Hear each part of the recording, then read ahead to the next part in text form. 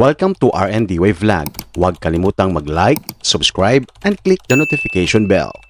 Ngayon ay ating pag-uusapan ang isang napakalaking balita na magpapalakas sa depensa ng ating bansa.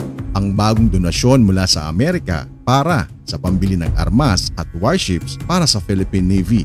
Ano nga ba ang ibig sabihin nito para sa ating bansa? At paano nito mapapalakas ang ating depensa sa harap ng mga hamon sa ating karagatan? Alamin natin yan.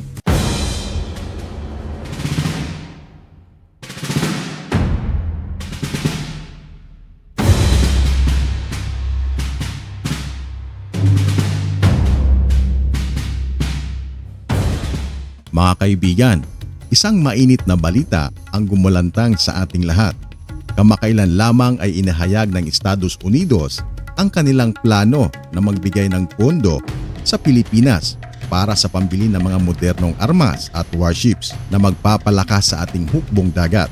Isang hakbang na magdudulot ng mas mataas na seguridad sa ating teritoryo, lalo na sa West Philippine Sea. Kamakailan nga ay namataan ang mga barko ng Amerika na dumating sa Pilipinas para sa gagawing maritime exercise sa West Philippine Sea. Isa na dito ang patrol vessel ng USA na USS Waze, isa sa kanilang pinakamalaking patrol vessel kung saan kasama din ito ang malaking barko ng Pilipinas, ang BRP Melchora Aquino sa Lubang Island. Samantala sa West Philippine Sea ay magkasama namang nagpatrolya ang US Navy gamit ang combat vessel na USS Mobile at barko ng Pilipinas na PRP Alcaraz ng Philippine Navy.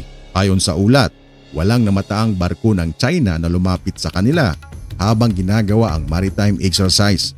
Kaya masasabing epektibo ang ginawang hakbang ng dalawang bansa na magkasama sa pagpatrolya. Bukod dito, magbibigay ng pondo ang Amerika para sa pag-upgrade ng mga military base ng Pilipinas na pinaglalagyan ng EDCA sites kung saan nakaistasyon ang mga US forces, at ang budget na ito ay tinatayang umaabot sa 7.4 billion pesos. Samantala, nag-anunsyo naman ang matataas na opisyal ng USA na magbibigay pa ito ng additional 500 million US dollars o katumbas ng halos 29 billion pesos para sa modernisasyon ng AFP at Coast Guard. Sa pagkakataong ito ay maaring matuloy na ang pagbili ng Pilipinas ng mga F-16 Vipers dahil maliban sa 500 million US dollars, meron pang inaantay na maaprobahan na military assistance na umaabot naman sa 2.5 billion US dollars o katumbas na umaabot sa 140 billion pesos. Ayon sa source, kapag naaprobahan na ito ay posibleng bumili din ang Pilipinas ng mga second-hand F-16 Vipers bukod sa mga brand new na bibilhin nito. Kasama din ang mga karagdagang patrol vessels at mga bagong AIM-142 HIMARS.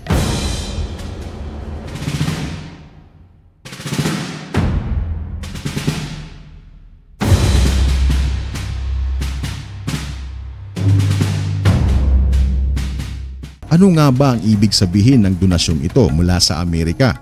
Una, ang pondo na ibibigay ay gagamitin para makabili tayo ng mga bagong warships na kayang tumugon sa anumang banta, maging sa karagatan o himpapawid. Ito ay malaking tulong sa ating Philippine Navy na ngayon ay patuloy na nagmumordinisa at nag-i-expand ng kanilang capabilities. Ang pundong ito na nagkakahalaga ng milyon-milyong dolyar at inaasahang gagamitin para bumili ng iba't ibang klase ng warships katulad ng frigates, corvettes at patrol vessels. Ang mga barkong ito ay maaaring manggagaling sa mga bansang kilala sa paggawa ng dekalidad na naval vessels katulad ng South Korea, Japan at maging sa Amerika mismo.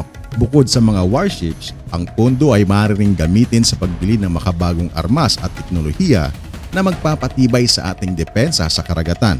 Katulad ng sinabi ng mga eksperto, ang pagkakaroon ng advanced weaponry katulad ng anti-ship missiles at radar system ay magbibigay sa atin ng kalamangan sa pagprotekta sa ating teritoryo.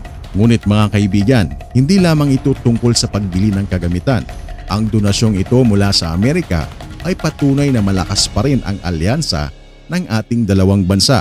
Sa gitna ng mga tensyon sa rehiyon, ang suporta ng Amerika ay mahalagang bahagi ng ating strategic defense posture. Tandaan natin Ang anumang pondo at armas na matatanggap natin ay kailangang gamitin ng may tamang plano at estratehiya. Sa tulong ng makabagong warships at armas, mas mapapalakas natin ang ating maritime security. Mas magiging handa tayo sa pagprotekta ng ating teritoryo, lalo na ang mga karagatang inaangkin ng iba. Ang mga bagong barko at armas ay magbibigay ng higit na proteksyon sa ating mangingisda at magpapatibay sa ating maritime patrol operations. Mga kababayan, ang pagkakataong ito ay hindi lamang para sa ating seguridad. Ito rin ay para sa ating kinabukasan, para sa bawat Pilipino na nagnanais ng mapayapa at maunlad na bayan. Huwag natin itong sayangin. Patuloy tayong magbantay, maging handa at ipaglaban ang ating karapatan sa ating karagatan. Maraming salamat sa inyong pagkikinig at huwag kalimutang mag-subscribe at pindutin ang notification bell para lagi kayong updated sa mga balitang mahalaga para sa ating bayan. Mabuhay ang Pilipinas! Maraming salamat sa inyong suporta at patuloy tayong magbantay para sa ating bayan.